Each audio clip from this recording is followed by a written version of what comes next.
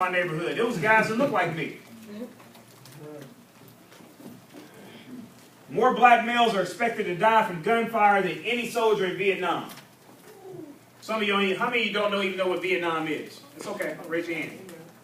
How many of you never heard of Vietnam? Okay. So, ages 15 to 34. How many of you between the ages 15 and 34? Homicides and leading cause of death. And lastly, we have the highest rate of high school and college dropout. Over 50% of our black males drop out of school nationally across the nation. Over 50%. Out of 50% that drop out, 60% go to jail. So many of you want to be smart and want to play like you're smarter than your educators. I don't want to finish school. Well, you must want an invitation to go to prison. Because if you don't finish school, that's where you're going. You young men understand that? It's a trick.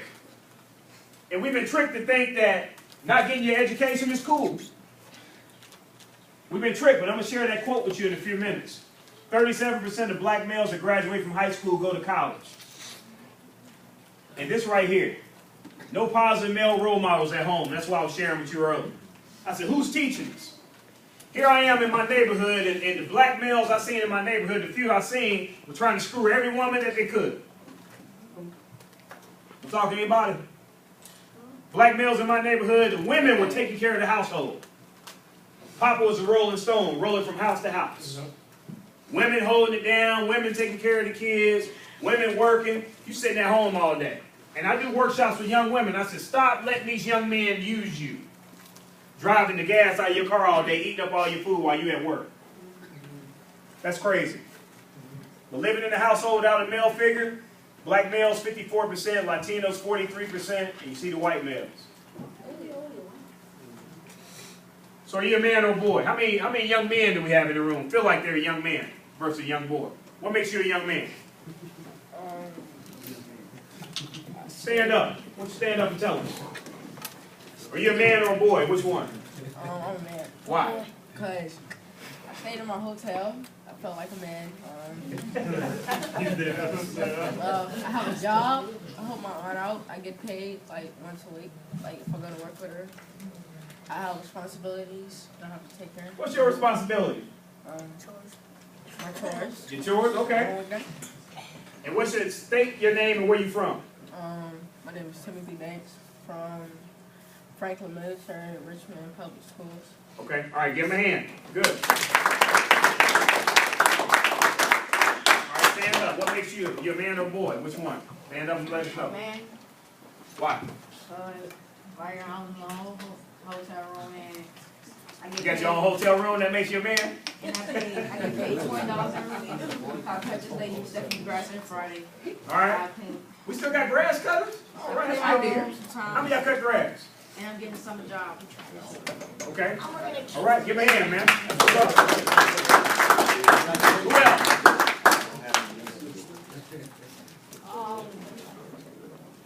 I'm a boy.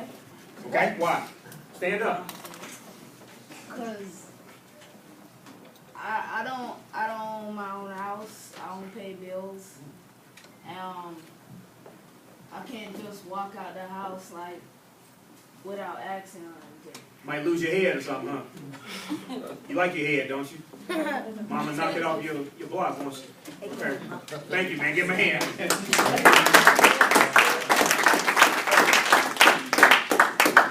I want you to pull out something to write with.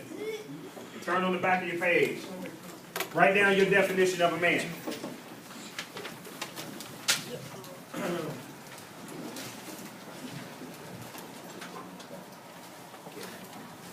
We're going to do this real quick. I'm going to give you about 60 seconds to write down your definition of a man. We got some brothers in the room, some seasoned brothers. I see some gray around here. We're going to share their perspective. My definition of a man when I was 12 versus being 41 is different. Excuse me, stay away from the sister first. Boy. No. Kick the sister first, boy. You might lose your toe or something. I put my mom's purse on the floor one time by accident, boy. About killed me. I need 100% participation.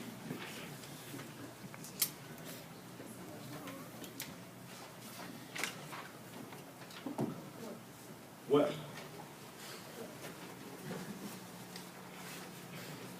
You got your definition down? Who wants to share? Anyone want to share their definition? There's no wrong answers. Don't be looking off your friend's paper. We want your definition from your perspective.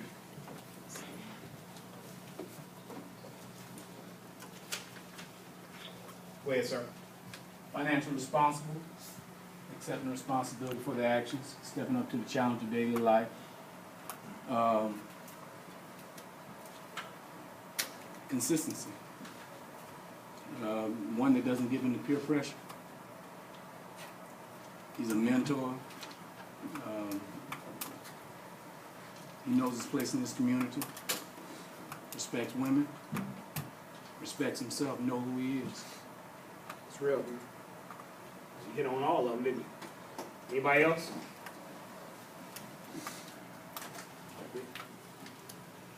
Stand up, son. We're going to get you ready to start presenting. I put my definition of a man is someone who takes responsibility of their actions. Take responsibility for their actions, okay? Stand up. Take a straw out of your mouth, son. There you go. My definition of a man was a person that take care of his family, pay bills, be accountable for their actions, and yeah. Okay? Stand up. Put a man, brave, respectful, smart. Brave, respectful, and smart, okay? What about you, sir? Mature, responsible for his own action, looks out for women and children. All right. What makes a man leave his kids, man? I look at my babies, man, I couldn't imagine. I have a 5-year-old daughter, soon to be 5. Son just turned 14 yesterday. And I didn't have a father growing up, but, you know, I couldn't imagine leaving my children. I don't care if I'm getting along with mom or not, it don't matter. Those are my kids. I still don't understand that. Anybody? Anybody? That's one thing I don't know. Anybody understand that? Mm-hmm. What makes a man leave his children crying and hungry just to get a piece of butter? Get a piece of hoop.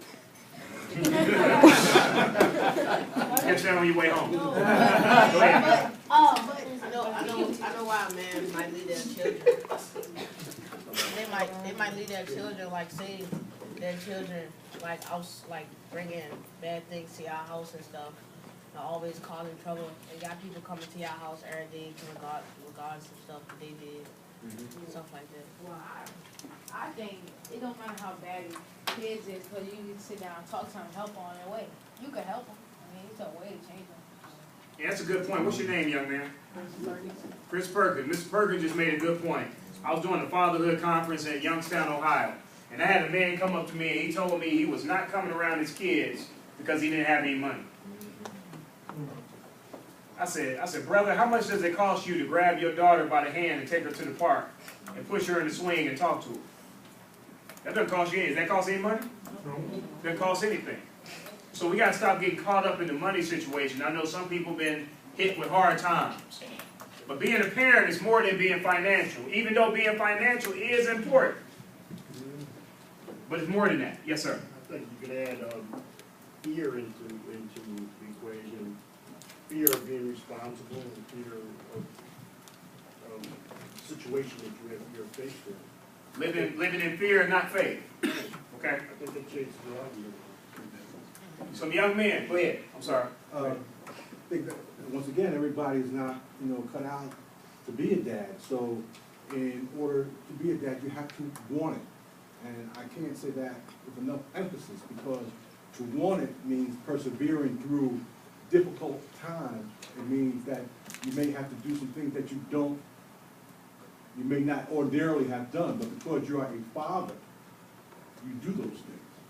You take on responsibilities that you go down roads that you may not have gone down before, because as a father, you have that responsibility. You do it, and as a father, and as a father who was raised without a father, and my father didn't know his father, and his father didn't know his father. When I became a father, those instincts just came natural for me. I wasn't perfect, but I knew my kids had to eat. And I knew